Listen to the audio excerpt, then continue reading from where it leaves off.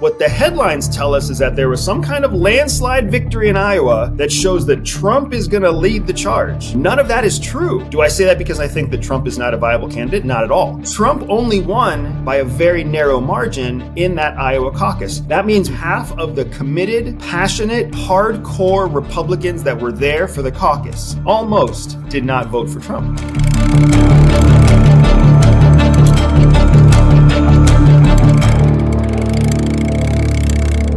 So this is a bit of a shit show start to the day. Thanks for outing me. I thought all that stuff was off camera. But the cool thing is, I feel like it's really important because we care so much about having these conversations that even when life is working against us, kids are working against us, business is busy, the world is crazy, even with everything going on, you still insisted that we get on and have this conversation. And I find that to be super inspiring, girl. So thank you. Well, thanks, babe. Yeah, I definitely felt like it was important. And, you know this about me, there's an element of let's just muster through and get through this after I've spent the last 20 minutes looking for an important business document through 2 bags of trash that were absolutely disgusting before I had the idea. Do you know how I'm always telling you, like, if you lose something, it's always in a pocket or under something? Guess where it was? It was in a pocket, not trash. So here I am trying to get ready, digging through trash. It was great. So I want to jump into current events right away because there's a lot going on in the world that I think is really relevant. First, Trump just won the Iowa caucus. I want to talk a little bit about that because I think that's super important. But I think actually more important than that is Nikki Haley and how she has responded since taking 3rd place in the Iowa caucus race. Because as they're getting ready for New Hampshire now, she is like guns blazing, whereas Vivek Ramaswamy has dropped out of the race. Yeah. So we're really getting to a place now in the Republican primaries, the voting body that will decide who the Republican representative, the nominee is in the November election. We're at a place now where the rubber is truly meeting the road, and you start to see if the candidates really have a presidential run in them. Yeah, I'm actually a pretty big fan of Nikki Haley. We're both non-party affiliated, but in this race in particular, she's really kind of taken my fancy, and I was really pleased to see that she refused to do another debate without Trump, because I 100% agree with her. It's not the Haley DeSantis show. There are 3 candidates right now, vying for the position. Like, let's hear from all of them. And if he's not going to participate, then what's the point of, DeSantis and Haley continuing to go back and forth with each other? So I want to put some context on the Iowa caucus to start, because I completely agree with you. This is not the Haley DeSantis show. Right. This is the Republican Party choosing who's going to stand and be their presidential candidate. Correct. And it's between 3 people. And those 3 people are fascinatingly, interestingly dispersed throughout the entirety of the Republican Party. And I feel like the Iowa caucus gives us a really good point of view into that. So I'm going to get a little bit detailed. I'm going to get a little bit mathematical and analytic. So forgive me or love me or hate me. It's totally up to you. You're my wife. You do all 3 simultaneously sometimes. It's my job. But the Iowa caucus. Okay, so there are approximately 3 million registered Republican voters in Iowa. I think that number's correct. Somebody can fact check that and drop it in the comments if I'm wrong. I think it's about 3 million registered Republican voters. Voter turnout for the Iowa caucus was 15%. Wow. 15%. Wow. Okay. Yes, I believe that is correct. Again, fact check and hate comment me in the comments below. Always fact check people, even us. That's true. Always fact check. Always fact check. But my point is, I'm almost certain 15% of registered Republican voters showed up to vote at all in the Iowa caucus. That is a very low turnout. Yeah.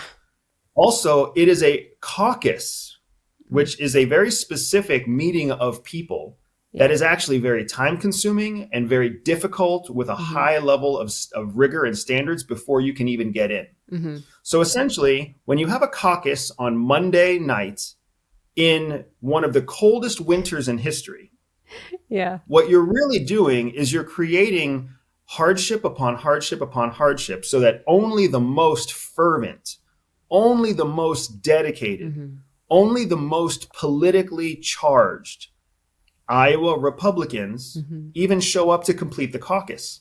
So the voter turnout is so low because what it basically represents is a sample of the most dedicated, most vehement, strongly opinionated Republicans in Iowa.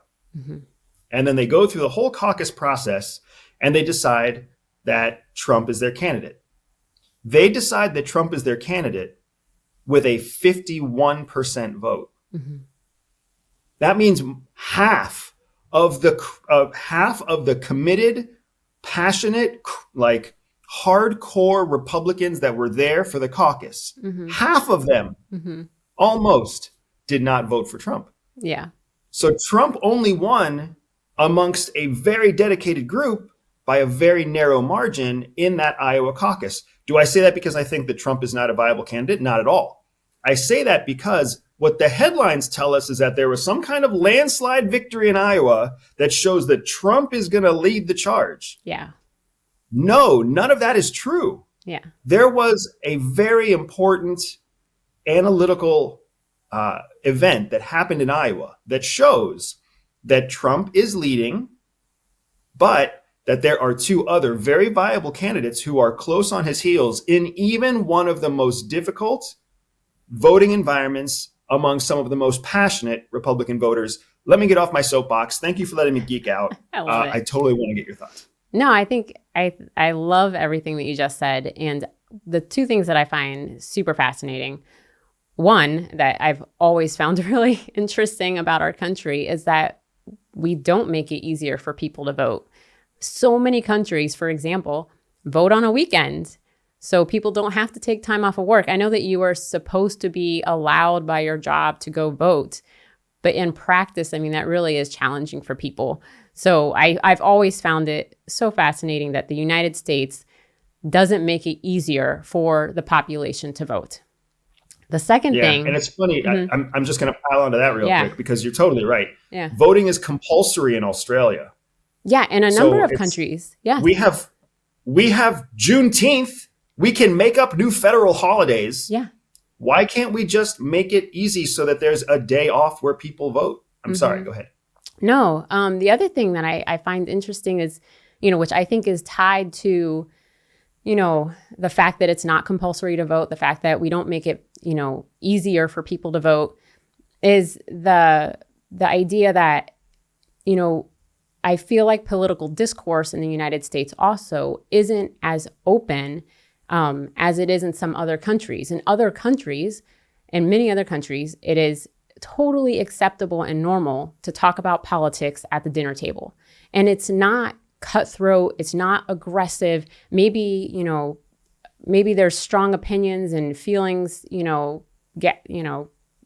feelings run high, but it's not the way it is here. It's not necessarily quite as polarized. There's more of a civil discourse about differing opinions and who, because what we're talking about, we're not talking about, we're not demonizing. You don't want to demonize people, right? We're talking about who we think will lead the country the best.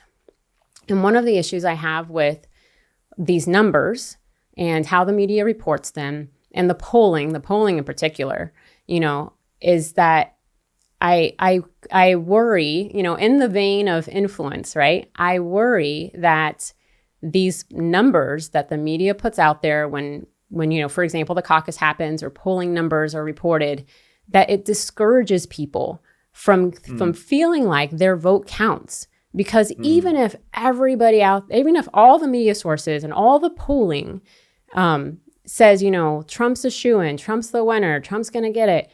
Like, I haven't been polled, right? Have you been polled? You have not been polled, I'm pretty sure. You and right? I don't answer the phone at 2:00 in the afternoon on a Thursday afternoon from an unlisted number, right? That is a pollster, So right? To your point, yes, polling is a sample. It's a of sample. A specific type of person. Yes. So you have to really look at the data and realize that these are samples, right? They're small samples that, the number is like extrapolated to the larger, society. But the true measure of who will be voted into office will be counted on voting day with your vote.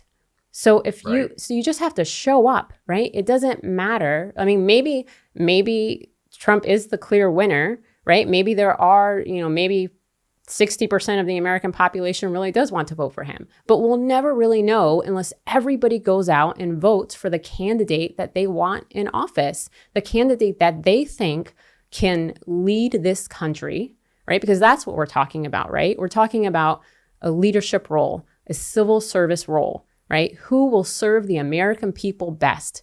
That's what, Trump and Haley and DeSantis, that's what this is the job they are applying for, right? Right. And we get to vote for that. So you can't let the polling numbers, you can't let these, the media reports dissuade you from going out and letting your voice be heard.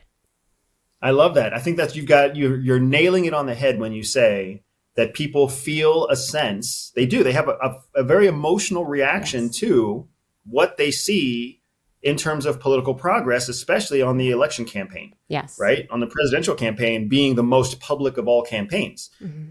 People see that their candidate is winning, and they see that their candidate is winning according to the headlines, and they get emotionally encouraged. Yeah. They feel like their candidate is losing, and they get emotionally discouraged. Mm-hmm. It's like, I think the term that we use at the agency is horse jockeying. Mm-hmm.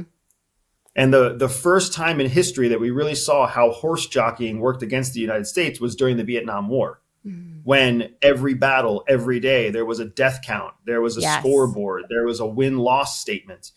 That's not how these things work. Right? Like, when you participate fully, and that full participation doesn't always turn into a day-to-day score that tells a accurate version of the larger story. Mm-hmm. Yeah, can you imagine what it might look like if there were no numbers? If the candidates just did their debates and campaigns and nobody reported any polling numbers until the very end on the final election day, and then we found out. I don't know what CNN would talk about. Yeah, I mean, it'll never happen. But it's fun to think about. So on the same topic, I want to touch on Nikki Haley really quick, because I recently did an interview with Tom Bilyeu, and Tom was asking me my opinions on some of the candidates. And one of the things that I highlighted was that I was a fan of Nikki Haley because, to your point, she seems like the right kind of leader for what our country needs in the future. That doesn't mean I love Nikki Haley or that I'm going to vote for Nikki Haley. I don't know who I'm going to vote for next. I don't know who I'm going to vote for. I'm going to vote my conscience, though, to your point, exactly. Yeah.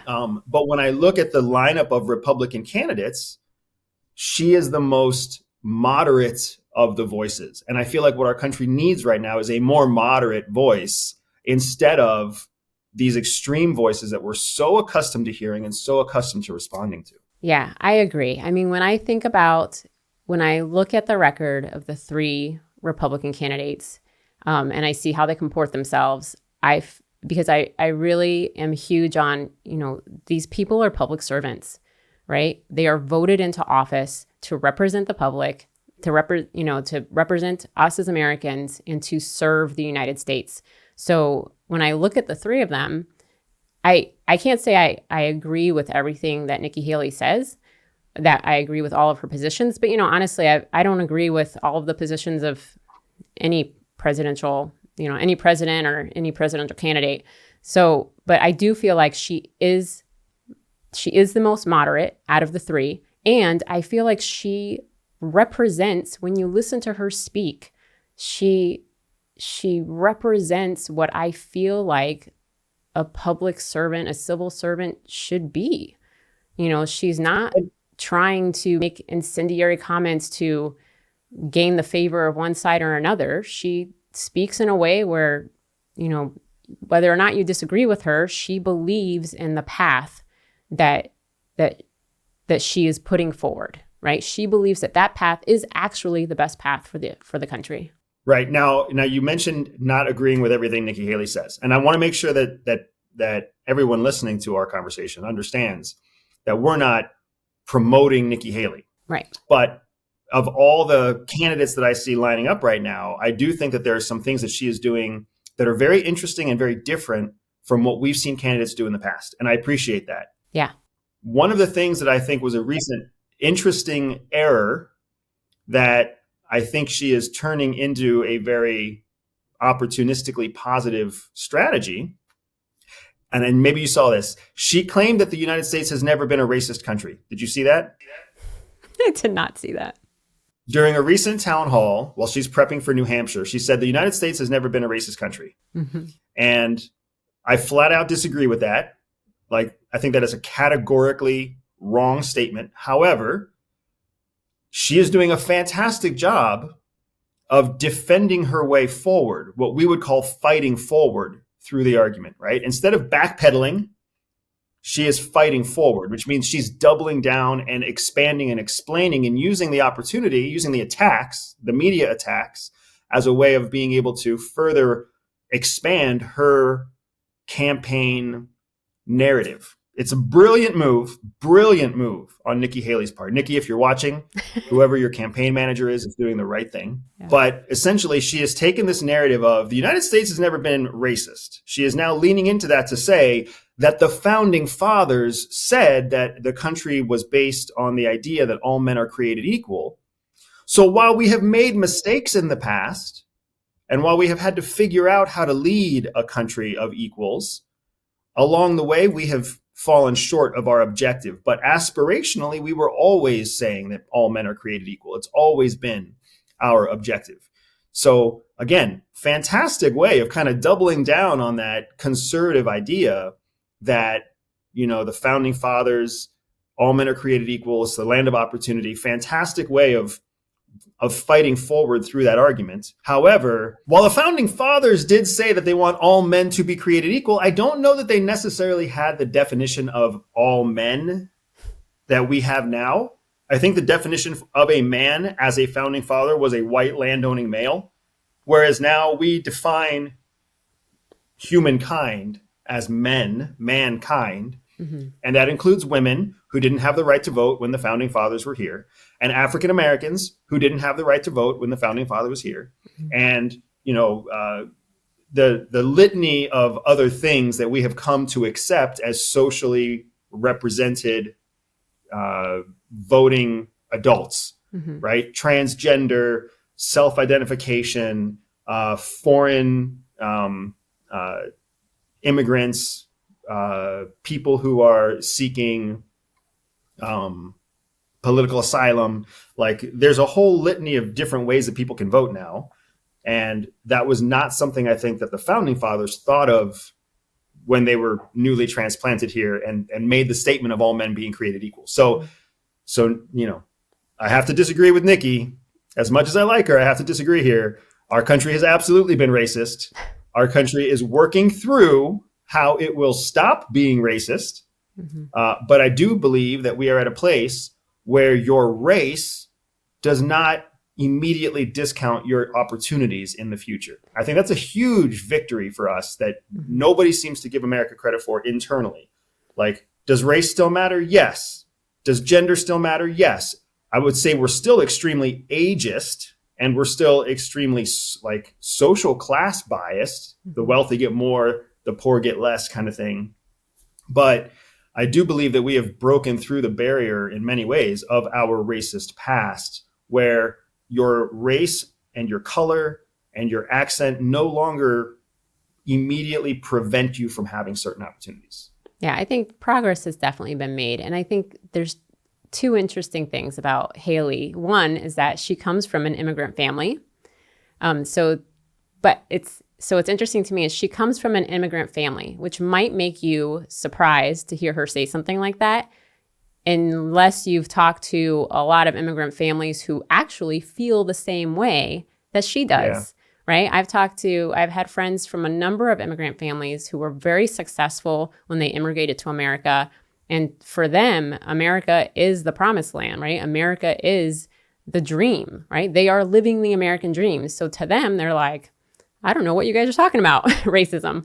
Because a lot of times foreign immigrants actually feel racism in their home country. Right. Like the real racism, the racism that the United States used to be, that we are not currently, that we like there is some, I mean, you and I have seen it all over the world. Right. When you come from a worse situation. Yep. Yeah. Yep. And then the second... I'm talking over you. I'm sorry. I'm sorry. You describe it. I'm sorry. We've talked about this. I'm really terrible at talking over people. The second thing I think is interesting about Haley that I appreciate is that even though I don't, just like I said, I don't agree with everything she says, but I do have to respect the fact, just like you were saying, that when she makes a statement, when she makes a decision, she explains herself, and generally, I can listen to her explanation and understand the point she is trying to make. Whether or not I agree with the point she's trying to make is, something else entirely, but she's not just repeating sound bites, right? She is providing more context to what her viewpoint is and what her decision, the reasoning behind her decision.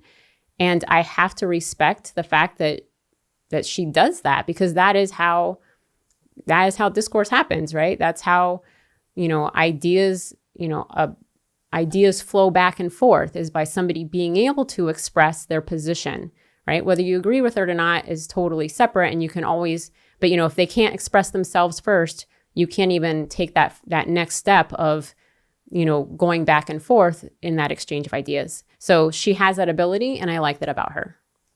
So, and that's where our CIA lesson, I think, for this conversation really hides, is in what you're talking about, the influence tool of being able to say something shocking. And then when people attack you for your shocking statement, you now have a platform from which to further expand your narrative and the messaging that you choose for that narrative. Yeah.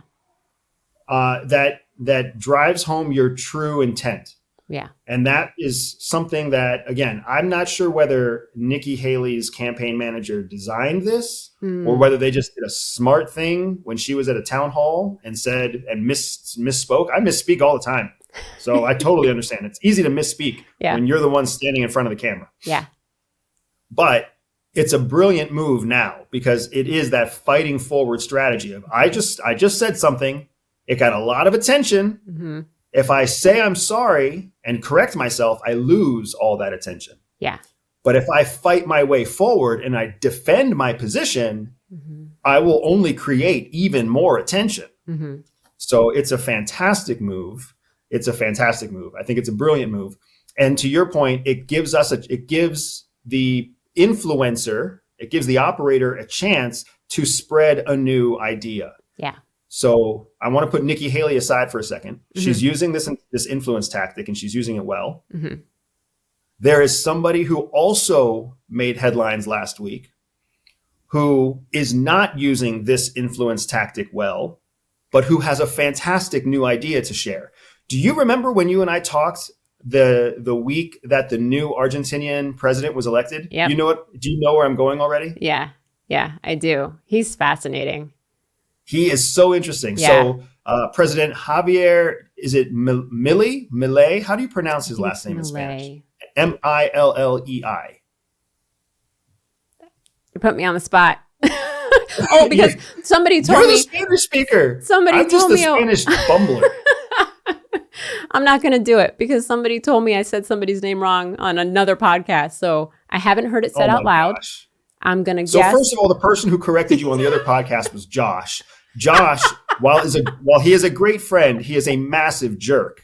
right? At the same time, he can be both things at once. He's a fantastic friend, but he is also, he just does not have that emotional intelligence to know when he's hurting your feelings. No, I appreciate being connected, Josh, or being corrected. Please correct me if I'm saying something wrong, right? Fact checked and correct. There you go. There we go. So President Millet or President Milley or President Mellei, I don't know, and you're not helping me because you're too afraid of Josh. Let the comments flow. I don't know how to pronounce his last name, but he put out a statement at an assembly of some sort where he was basically saying that the West, in our efforts to try to promote democracy, we have actually started to mutate the definition of democracy.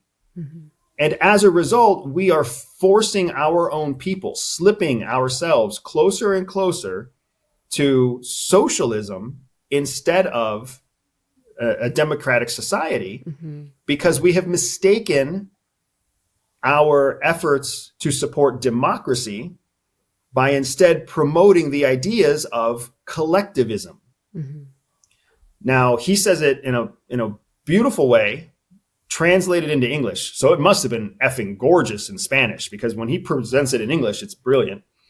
Or when it's translated into English, it's brilliant. But when I read that, I was like, this is an idea that people need to cling to this idea. Everybody's democratic. Our progressive liberals are democratic. Our conservative right wing are democratic. Everybody's democratic. But what's happening is we have stopped using the correct terminology when we're defending our opinions. So now we have started talking about collectivism, which means doing things that everybody agrees with. We have started using collectivism as the actual thing that we're defending, but we're calling that collectivism democracy, when democracy is not collectivism. Democracy is what you and I were talking about. Every individual gets a right to vote. Right. And the participation of that voting individual should dictate the future course of the leadership in the country, right? So instead, we're doing what we feel we must do to be part of a group.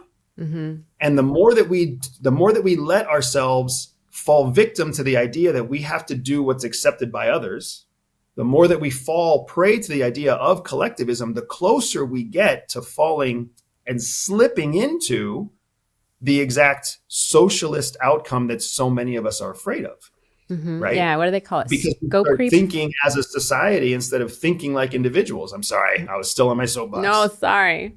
No, I think it's in business, it's called scope creep, right? Where scope creep. That's exactly right. Yeah, that's exactly right. Yeah. You say you're going to do one thing, and then people start asking you for more. And then you feel like if you can't say no because you said yes to the other thing. So now you just say yes to the new thing. And then before you know it, you're doing something you were never supposed to do. Right. And I think, what I really liked about what he said was, he pointed out that it was well-intentioned people, right? These people, they're not doing it to be malicious. They're well-intentioned. Everybody wants what's best for themselves, for their families, for their communities. But you have to take a step back and and understand that, it's like the difference between equality and equity, right? You have to take a step back and really assess where you're going, where your actions are leading you. And is that your intention? If it is, then fine, then we can have that conversation. But if it's not your intention, then just like you said, don't call it democracy if you're leading us down a different path.